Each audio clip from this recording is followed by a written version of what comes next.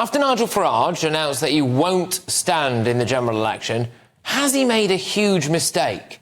It's time for tonight's head-to-head.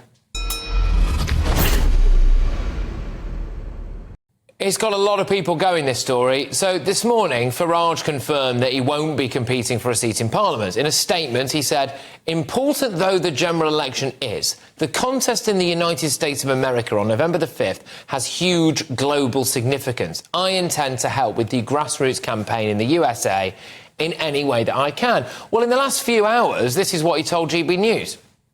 What I'm good at is getting grassroots energised, getting grassroots active. And I've been offered a role to work for a very big grassroots conservative movement in America, not aligned to the Republican Party as such, but very influential.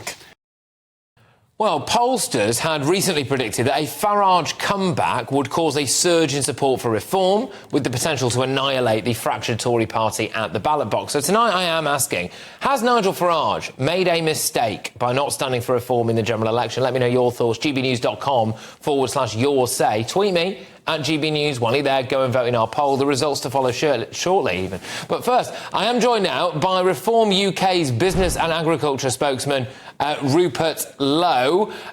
We are, I believe, trying to get Mike Buckley on at some point as well, who is obviously from the left. But for now, Rupert, it is just you and I. So, look, I put a tweet out earlier asking my followers whether or not they thought Nigel had made a massive mistake here, if they felt let down. A man who puts the US over the UK, he can see reform has no chance. He's all talk, always has been. There's quite a lot of this going about. Has he cocked up? Well, good evening, Patrick. It's a pleasure to be on your show. The answer to the question is no. I think if there was any form of misunderstanding, it was through the announcement that was made this morning that I don't think was entirely clear. Nigel is not doing anything other than supporting reform. Indeed, he's, as you know, stood down from his programme on GB News so he can help across the country to campaign for our key target seats, one of which is the seat I'm standing in Great Yarmouth. He's already committed to come and spend some time in Great Yarmouth, a constituency that's been very badly let down by both the Tories and Labour since the war. And I'm delighted he's coming. I think he's one of the most effective campaigners in Britain, and he started this movement, and I know he wants to finish it off. Okay. I think. Could I just ask you, Rupert? You know, Nigel has previously spoken in withering terms about American politicians coming over here and interfering in our politics. Is he not now doing that over there? Well, I think in America he's right. You know, obviously the free world is now led by somebody who, in my opinion, Patrick, has got dementia. I think that's pretty clear for everybody to see. So I think it's absolutely crucial that we get a strong leader of the free world. Donald Trump is not everybody's cup of tea, but at least I think he will bring some decision-making. He will bring some respect for freedom, some respect for the individual versus the collective. So I think Nigel quite rightly sees the leadership of the free world as very important. I get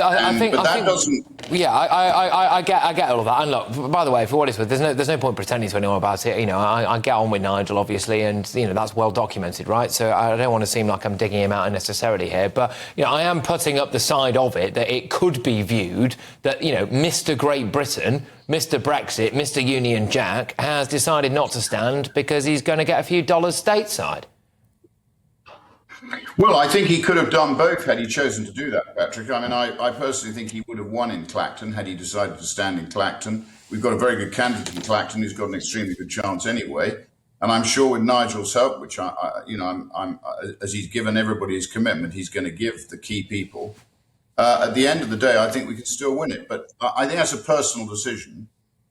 He could have had a bite of both cherries, but he chose, I think, to spread his talents across the entire reform campaign, which arguably it could be said is obviously stronger for us than him just standing and committing himself to one seat. So I know Nigel, like me, you know, we've been part of this. I stood for the referendum party to save the pound. I then did a lot for Business for Sterling. I did a lot for Vote Leave. I ended up standing for the Brexit party because of Theresa May. Now I'm in reform because Westminster is not working for any of us. All right. So at the end of the day, Patrick, this is very important. We're all standing to give the British people an opportunity to vote from somebody from outside the existing Westminster establishment. Okay. If you're happy with the way you've been governed, vote as you've always voted. I get that. If you want change, vote for us. I do get that, Rupert. Look, I'm sorry to stay where you are there, Rupert, because we now can introduce, I believe, former Labour Party advisor Mike Buckley.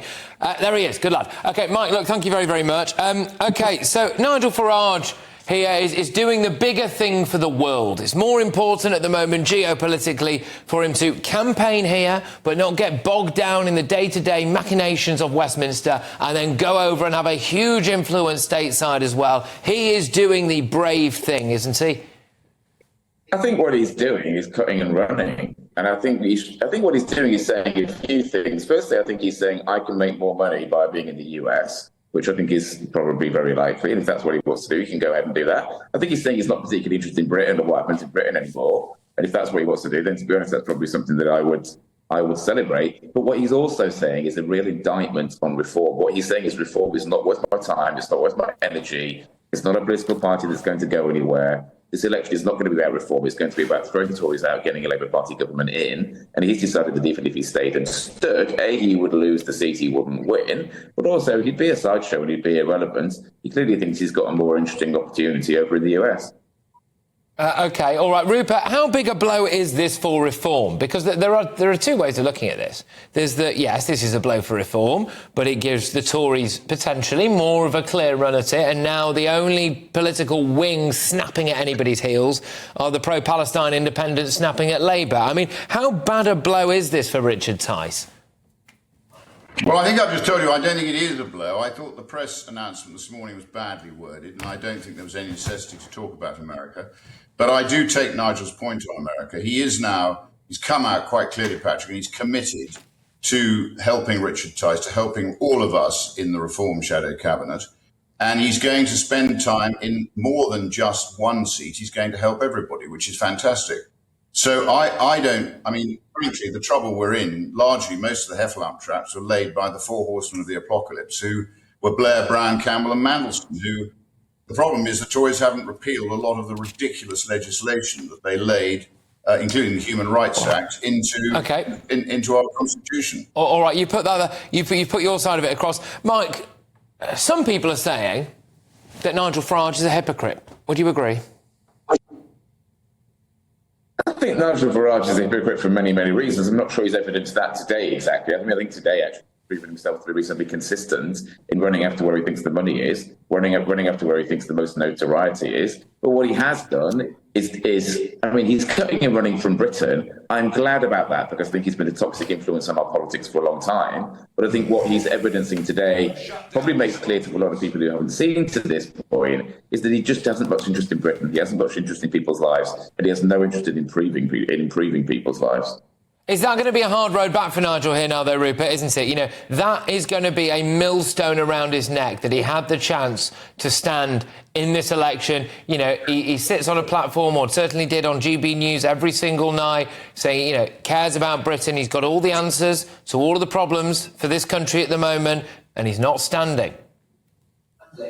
Well, Patrick, you won't be surprised to hear that I think what Mike's saying is complete dribble, but, I wouldn't expect anything else, frankly. But at the end of the day, Nigel, it's not about money. Nigel spent 25 years fighting for British sovereignty on an MEP's salary, which, let me tell you, is hardly a great deal of money. And at the end, he could have gone and done something else. So I think to say that he's just taking the coin now is drivel. And I'm delighted that he's going to be playing a much broader part in our campaign. I think Britain is very disaffected with the duopoly, the two-party system that's failed us. Okay. We have a very average bunch of people in Parliament, and we need change. All right, look, both of you, can I just say a massive thank you? And we got there in the end, so good stuff. Look, who do you agree with? And honestly, this has been really fascinating for me in this newsroom and online and reading things like GB News, Your Say, and I've got quite a few things coming in here at the moment in front of me, just to see what the reaction has been to this Nigel Farage announcement. I can't help but wonder whether or not Was he a bit too honest in saying what he said about America? Could he have just written something that said, look, I'm going to do what I can here to campaign for reform. I don't necessarily want to get bogged down in one constituency. I don't know. Look, who do you agree with? Kim on X says, yes, Farage wants to have his say and strut around without actually having the guts to face the electorate in their judgment. I don't know if I agree with that, though. He's faced the electorate on numerous times, OK? He's not always won, but he has done very, very well at European elections. I think to say that Nigel doesn't have guts, I don't think that's fair. All right, Richard says, for him personally, no, it's not a mistake. Elliot says, something we'll only know in hindsight. I think the really important election will be the one after this, when both main parties have proven useless. That is an important point. Is he playing the long game here? Saying, well, let's see what happens with Labour, and then he picks up the pieces. 59% of you on Twitter, though, agree that Nigel Farage has made a mistake in not running at the election. 41% of you say that he hasn't.